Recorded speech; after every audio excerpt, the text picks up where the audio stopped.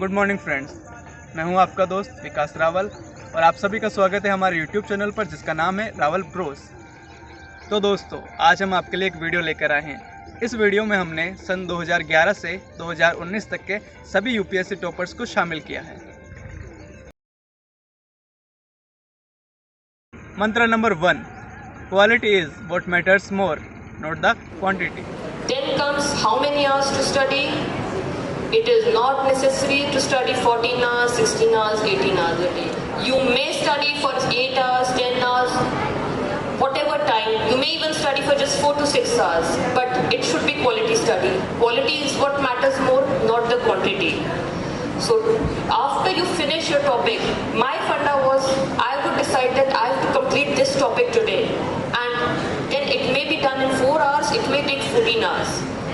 Once I'm done with that, I would think, I would go back, I would recollect, and if I'm satisfied I've done with that, I'm done my topic for today.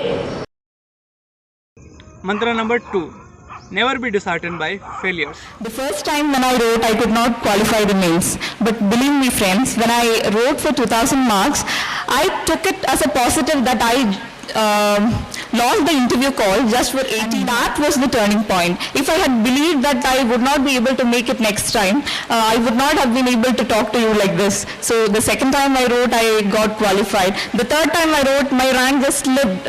Second time it was 179 and the third time it was 290s. It was in 290s. So if I had given up then it would not have been possible for me. So never be disheartened by failures. The one common fact which I've noticed in almost all people who qualify civil services is that they had kept the fire burning in them for long. So that is the most important part, keeping the passion alive throughout. Knowing your goal and knowing how to go about it, how to proceed. So I think I should give you these words from Martin Luther King. If you can't fly, then run. If you can't run, then walk. If you can't walk, then crawl. Most important thing is to just keep moving forward. That's it. Mantra number 3, you are your only competition. आपको क्या लगता है कि आप ये जो UPSC की परीक्षा दे रहे हो इसमें आपके कंपटीटर कितने हैं? कितने लोगों के साथ में आप कंपीट कर रहे हो? 1 लाख, 2 लाख, 5 लाख, 10 लाख? एग्जैक्टली। और ये बात सिर्फ आपकी यूपीएससी की तैयारी है, किसी और के लिए नहीं है। जीवन भर आप बस एक बात को ध्यान रखना कि आप सिर्फ अपने आप से कंपीट करते हो, कि हर रोज उठ के आपको सिर्फ अपने आप को बेहतर बनाना है। आपकी सारी की सारी शुरू से जो है इस पूरे प्रोग्राम की यही थीम रही है कि let positivity in and keep negativity out. आपकी सारी की सारी एनर्जी, डॉक्टर साहब ने इतनी अच्छी बातें बताई थी, सारी की सारी एनर्जी आपकी इसी बात पे होनी चाहिए कि मैं किस तरह से अपने आप को और बेहतर बनाऊं। जीवन में मेरा कॉम्पिटिटर सिर्फ मैं खुद हूं, किसी और से कोई कंपटीशन नहीं है। सिर्फ आप अपने आप को बेहतर बनाते रहो और वो करते समय आप खुद ही देखना कि सारी जो पॉजिटिव एनर्जीज हैं आपकी, सारी जितनी भी एक पॉजिटिव माइंडसेट होता है वो सारा आपके अंदर आएगा। आप अपने आप को बेहतर बनाओगे तो बेहतर बनाते बनाते बनाते बनाते आप अगेन जो है कब शिखर पर पहुंचोगे आपको पता भी नहीं लगेगा। Mantra number 4, choose the optional subject wisely. My question is, what are the benefits of choosing optional as geography? There are no benefits. Absolutely no benefits. चलो एक चीज वो करते हैं ऑप्शनल का। मैं एक बेसिक टेक्निक बताती हूँ। अच्छा, बुक्स मत पूछना बिकॉज मैंने 4 साल पहले पेपर दिया था, ठीक है। अगर यूपीएससी सेम चीज़ों पे डिपेंडेंट रहता तो हर कोई वही लोग बार बार टॉप करते, ठीक है। ऐसा नहीं है। तो मटेरियल कभी भी किसी और ने जो पढ़ा था इस साल के लिए वो अगले साल ज़रूरी नहीं है 100% रेलेवेंट हो। तो ऑप्शनल चूज़ कैसे करते हैं उसकी एक टेक्निक बताती हूँ। यार ऐसा है कि ऑप्शनल तुम्हें पढ़ना है, ठीक है, और तुम्हें उसमें अच्छा स्कोर कर पाना होना चाहिए। तो कोई और उसमें अच्छा कर रहा था, उस वजह से अगर ऑप्शनल लोगे तो कभी नहीं स्कोर करोगे। अगर मेरा टैलेंट ज्योग्राफी का है, तुम्हारा नहीं है, और तुम मेरे को देख के ज्योग्राफी ले लोगे तो तुम्हारे तो नंबर कभी नहीं आएंगे उसमें।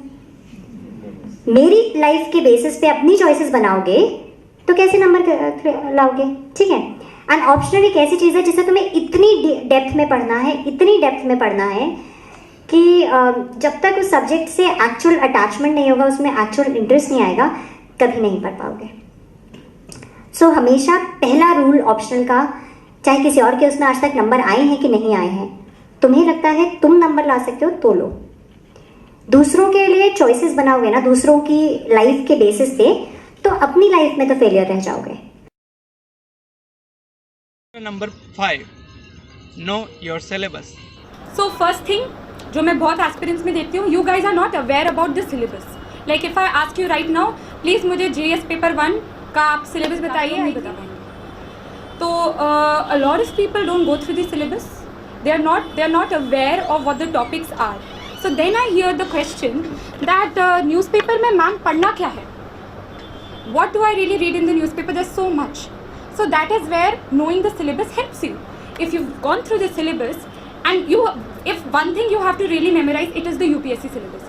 So if you know the syllabus, अच्छा आपको पता है कि urbanization is the topic. If there's something reported about smart cities in the newspaper, automatically दिमाग connect करेगा, yeah, this is one thing which is important for my exam. So that is the art of reading the newspaper. When you're aware of what is the syllabus of UPSC, वो आपके दिमाग में ingrained हो गया है, internalize हो गया है, automatically newspaper reading will not appear such a big task. Okay, mantra number 6, make newspaper your best friend. What is the role of newspaper per se? Newspaper क्या करता है? It will make you aware, like what he said. You'll feel as if you're being part of history. You'll follow the events and everything. Of course, that will give you a very good understanding. तो जब आप sir के my notes पढ़ रहे हैं, आप KSG की website पे जो करंट अफेयर्स अपडेट हैं, करंट अफेयर्स बुकलेट पढ़ रहे हैं, if you are reading the newspaper every day, that is when you'll be able to memorize from the notes and from the current affair booklets. अगर आप newspaper नहीं पढ़ेंगे in one fine day, at the end of the month you just open the current affair booklets, नहीं होगा।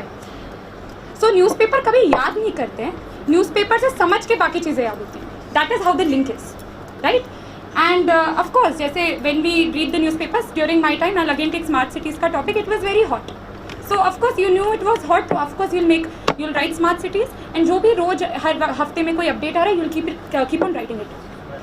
So that is how newspapers are important. Newspaper क्या करता है, every day अगर आप उसी टॉपिक पे रोज कुछ ना कुछ आएगा, आप पढ़ते रहोगे, तो finally at the end of the month जब आप वो करंट अफेयर्स बुकलेट उठाओगे, it be very easy to learn. समझ रहे हैं बात? So that is how newspaper is important. अब न्यूज़पेपर रीडिंग का टाइम भी बहुत डिस्कस होता है, कितनी देर पढ़ना है। सी whenever there's fast news, काफ़ी सारी चीज़ें कभी कभार होता है ना, you must be reading the newspaper, से एक ही दिन में इतनी सारी चीज़ें हो गई। So of course that day it will take 2 hours, but not every day. I remember days जब 20 minutes भी लगते थे, 30 minutes भी लगते थे, 45 minutes भी लगते थे, right? So अगर I think my phone is ringing, इसको silent कर दो। So yeah, so this is how newspapers are important, and newspaper duration of course on some days it will take 2 hours, but on other days it might even take half an hour. कभी कभार कुछ news नहीं आती, it's very slow news day, right? So don't get afraid of the newspaper has to become your best friend. That is reality. Athar said 60-65% current, I believe it's 80-85% current affairs oriented, especially मेरा first attempt था, मेरे को तो हर चीज़ में लगा यार ये भी current affairs में था, this was also in current affairs, interview is current affairs. So I think current affairs is very very important. Each passing year the exam is becoming more current affairs oriented, right? तो newspaper has to become your best friend, ठीक है?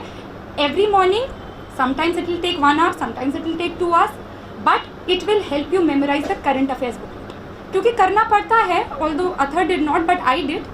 I read the current affairs booklets and they were important for me. Now you know every topper has a different strategy, but I used to read the newspapers and that made it very easy for me to memorize the current affairs booklets, right? तो ये बहुत important है, इसका कोई shortcut नहीं है, कोई excuse नहीं है of not reading. Okay, mantra number 7, self analysis after every failure. मेरा कोशिश ऐसा रहा कि पहले मैंने चार्ट एक बनाया था, मतलब लिस्ट बनाया था कि क्या क्या कमियां रह गई मेरा पिछले अटेम्प्ट में और कैसे इम्प्रूव कर सकती हूँ। मतलब पिछले अटेम्प्ट में मेरा राइटिंग स्पीड इतना अच्छा नहीं था, मतलब काफ़ी पेपर छूट गई थी, और उसके बाद मैंने सोचा इसको कैसे सुधार रहे, और पूरा उस पर जोर दिया कि कैसे मेरे थॉट्स को पेपर पे कैसे कन्वर्ट करूँ। तो बहुत सारा राइटिंग प्रैक्टिस किया मैंने, और मतलब व्हाट ऑल पॉजिटिव्स, जो मेरे पॉजिटिव्स है नेगेटिव्स है, उसको एक मतलब एनालाइज किया मैंने, कहाँ कमी है, कहाँ क्या पॉजिटिव है, और पॉजिटिव्स को कैसे और पॉजिटिव बना और कैसे स्ट्रेंथ कन्वर्ट कर सके। तो ये रहा मेरा actually important. Self analysis is more important after every failure. मतलब हर फेल्यूर के बाद अपने आप को एक मतलब इनसाइटफुल थिंकिंग होना चाहिए, मतलब क्या हुआ मेरे साथ, क्यों मैं फेल हो गई हूँ और कैसे इसको मैं ओवरकम कर सकूँ। That was one of the thing, I think ये मेरे लिए बहुत ही मतलब उपयोग हुआ I think.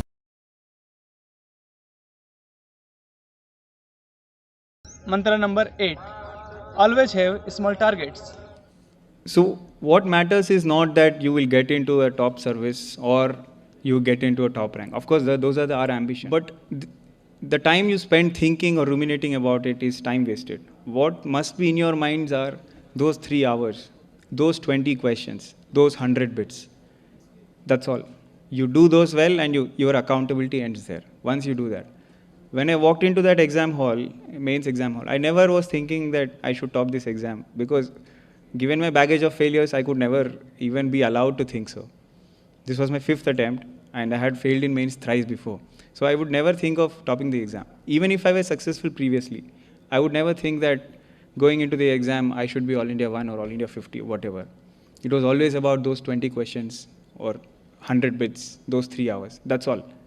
If you have those small targets, it's very easy to achieve. And when I walked out of that hall on November 3rd, I was happy. Not because I knew that I will top the exam, but because I was able to stick to my target and execute it to the...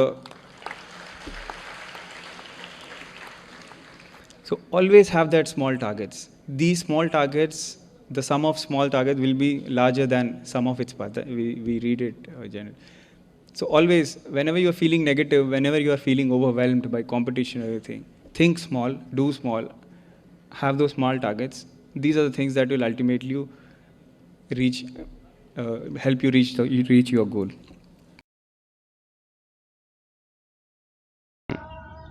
मंत्र number 9, prepare your optional first. एक जो चीज़ मैंने observe करी है कि generally people थोड़ा ease करते हैं प्रिपरेशन के अंदर, कि अगर उनको 1 साल की तैयारी करनी है तो स्टार्टिंग 2-3 मंथ्स वो थोड़ा सी चलो NCERT पढ़ते हैं, ये करते हैं। In my I got an advice from my friend कि अगर तुमने ऑप्शनल लिया है तो whatever optional it is, उसको सबसे पहले ख़त्म करके साइड में कर दो। वो ऑप्शनल तुम्हारा डिसाइड हो गया, then you are sorted out for rest of the studies. And जो प्रिपरेशन करते हैं हमेशा मेंस के पॉइंट ऑफ व्यू से करते हैं, प्रीलिम्स का अभी स्पेसिफिक रहता नहीं है कि प्रीलिम्स के लिए प्रिपेयर करना है। तो अगर मेंस का प्रिपेयर करना है तो ऑप्शनल भी उसमें प्रिपेयर करना ही है। तो अगर मैं ऑप्शनल को सबसे पहले ख़त्म कर देता हूँ इन फर्स्ट 4-5 मंथ्स, तो बाकी प्रिपरेशन मेरी बहुत ईजी हो जाएगी, स्पेशली आफ्टर द प्रीलिम्स। तो मैं इसी एम से मैंने स्टार्ट करा कि माई फर्स्ट 4 मंथ्स सब बहुत हैवी स्टडीज़ करनी है। मतलब I don't want to do like कि चलो 4 घंटा पढ़ लेता हूँ, स्टार्ट में काफ़ी है नहीं। Right from day 1 I started putting in 8-9 hours, 5-6 hours maths में जा रहे हैं, 2 आवर्स GS में जा रहे हैं, 1 आवर न्यूज़पेपर में जा रहा है।